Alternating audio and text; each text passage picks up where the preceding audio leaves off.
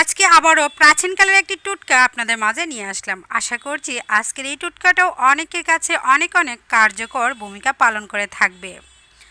আজকে যে টুটকাটি নিয়ে আসলাম সেটা যারা দীর্ঘদিনের শ্বাসকষ্টে ভুগছেন এবং দীর্ঘদিনের কফের সমস্যা নিয়ে ভুগছেন তাদের জন্য অত্যন্ত কার্যকরী হবে এই টুটকাটি। আসসালামু আলাইকুম, welcome back to my channel. আমার চ্যানেলে আবার নতুন একটি ভিডিও দেখার জন্য সবাইকে ওয়েলকাম জানাচ্ছি। আশা করছি যে যেখান থেকে আমার ভিডিওগুলি দেখছেন সবাই অনেক ভালো আছেন, সুস্থ আছেন। আমি আলহামদুলিল্লাহ আপনাদের সকলের দোয়া এবং আল্লাহর রহমতে অনেক ভালো আছি। এখানে আমি লাল মরিচ নিয়েছি, শুকনা যে লাল মরিচ সেগুলি নিয়েছি। আমি 2টি মরিচ দিয়ে আজকে রেমেডিটা তৈরি করব।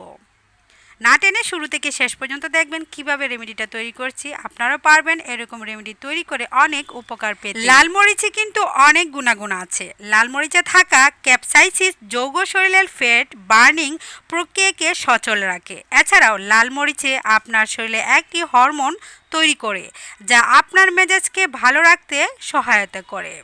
রান্নার স্বাদ বাড়াতে মরিচ অন্যতম এক উপাদান, আর মশলা প্রেমিকদের কাছে জাল যেন একটু বেশি প্রিয়।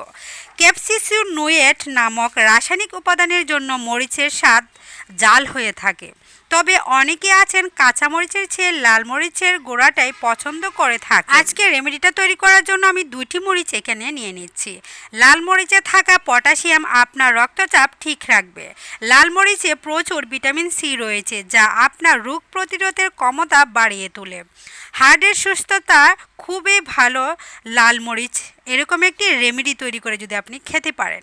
এছাড়াও লাল মরিচ নিয়মিত খেলে এটি রক্ত জমাট বাঁধা এবং ব্লক পরিষ্কার রাখতে সাহায্য করবে।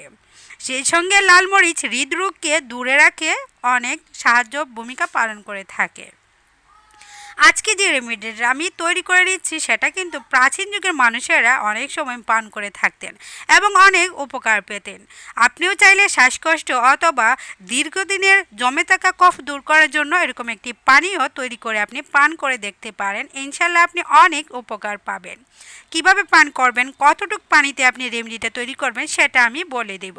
প্রথমে এখানে 2টি মরিচের বিচি আমি আলাদা করে নিচ্ছি। দেখুন একটি বিচিও যেন না থাকে সেদিকে লক্ষ্য রাখবেন। আমার এখানে শুধু প্রয়োজন উপরের চামড়াটা, ভিতরে বিচির কোনো প্রয়োজন নেই। সম্পূর্ণ বিচি কিন্তু আমি দেখুন একটি কাঠির সাহায্যে বের করে নিয়েছি। এখন এই 2টির ভিতরে লবণ দিব। লবণ আর মরিচ একত্রে মিলে কতটা কার্যকর যে এই রেমেডিটা হবে আপনি কল্পনা করতে পারবেন না যদি আপনি পান না করেন। আপনার শ্বাসকষ্ট যেভাবে দূর হবে সেই সাথে ভিতরে যদি জমে থাকা কফ থাকে একদিনের ভিতরেই নিমিষেই দূর হয়ে যাবে। তবে এটা দীর্ঘদিন আপনি পান করবেন না, সাময়িক সমস্যার জন্য পান করে দেখতে পারেন। বেশি যদি প্রয়োজনে বা অনেক উপকার পান তাহলে আপনি মাঝে মাঝে পান করে উপকার পেতে পারেন। আর অবশ্যই আপনি যদি বেশি সমস্যা ভোগেন ডাক্তারের পরামর্শ নিয়ে আপনি যে কোনো রেমেডি পান করবেন। লবণ ভালোভাবে ঢুকিয়ে নেওয়ার পর এখানে আমি 2টি কাঠি নিয়েছি। কাঠিটার ভিতরে ঢুকিয়ে দেখুন আমি আগুনে পুড়ে নিচ্ছি। আগুনে লালচে ভাব হবে, উপরের অংশটা কালো কালো হয়ে যাবে। যখন আগুন ধরবে তখনই ফু দিয়ে নিবে। আবার আমি আগুনে এরকম ছেঁকা দিয়ে নিচ্ছি। দেখুন কালো ছাই হয়ে যাচ্ছে কিন্তু ভিতরে কিন্তু লবণটা আছে। এখন আমি পানি দিয়ে নিচ্ছি এখানে 500 গ্রাম। এখানে 2টি মরিচের জন্য 500 গ্রাম পানি অবশ্যই দিবেন, এর চেয়ে কম দিবেন না। মরিচ যেহেতু জাজালো বা জাল হয়ে থাকে তো পানির পরিমাণ কম হলে আপনি খেতে পারবেন না, অনেক পরিমাণ জাল হবে। এখন দেখুন এই পুরানো লবণ আর মরিচটাকে পানির ভিতর আমি দিয়ে দিয়েছি। আর পানির কালারটা কতটা চমৎকার দারুণ এসেছে দেখুন। আমি এটাকে জাল করি নাই, শুধু গরম পানিতে ফুটন্ত পানিতে দেই নাই। এটা অনেকটাই গরম আছে, হাত দিয়ে স্পর্শ করা যাবে না। সেই পর্যায়ে আমি নামিয়ে নিয়েছি। বেশি জাল দিলে যে মরিচের জালটা বেশি লেগে থাকবে পানিতে, তখন আপনি পান করতে পারবেন না। সেজন্য অনেকটা গরম যখন হবে তখনই আপনি নামিয়ে নেবেন। সেই সাথে পানীয় রেসিপিটা কিন্তু আমার তৈরি হয়ে গিয়েছে। অবশ্যই বাসায় আপনি একদিন হলো ট্রাই করে দেখবেন কতটা উপকার আসে। আপনি পান করলেই কিন্তু তখন বুঝতে পারবেন যে এই পানীয়টা কতটা কার্যকর ভূমিকা পালন করে থাকে। এইখানে শুধু 2টি উপকরণ দিয়েছি আপনি টেস্ট বাড়ানোর জন্য এখানে মধু অথবা চিনি মিক্সড করে খেতে পারেন।